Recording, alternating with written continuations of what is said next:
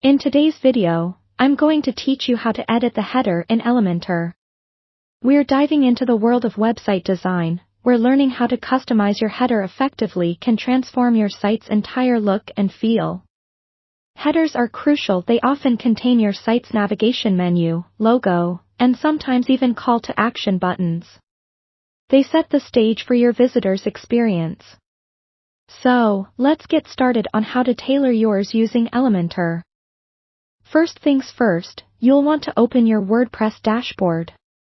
Once you're there, navigate to the Templates section on the left-hand side. From that drop-down, click on Theme Builder. Elementor's Theme Builder is a powerful tool that allows you to edit various sections of your website, including the header. Here, you might see multiple options. Look for Header and click on it. If you've already created a header, it should be listed here. If not, don't worry. You can easily create a new one by clicking the Add New button. When prompted, choose the header block from the options provided. Now, you'll be taken to the Elementor editor for your header. This is where the magic happens. You'll have the flexibility to add, remove, and rearrange elements as you see fit. Let's say you want to add a logo to your header.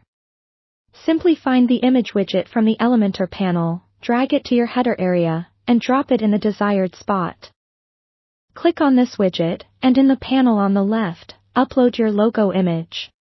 Make sure to adjust the size so it looks professional and fits with your overall design.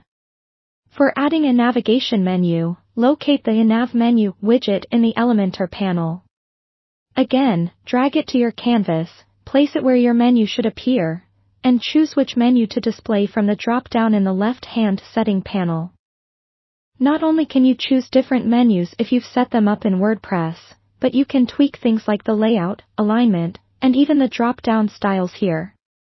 Now, a well-designed header isn't just about functionality, it's also about aesthetics. If you want to change the background color or image, click on the Header section to access the Settings panel. Within the Style tab, you'll find options to adjust background types, colors, and even add gradient effects. Just make sure whatever you select complements the rest of your site design. You can experiment with different fonts, sizes, and colors for your header text under the typography settings, allowing your header to stand out and match your brand. Finally, don't forget to save your work. Hit that Publish button on the bottom left once you're satisfied with your header's look and functionality. You'll be prompted to select where your header should appear across the entire site or only on specific pages. Choose according to your needs and publish once more. And there you have it.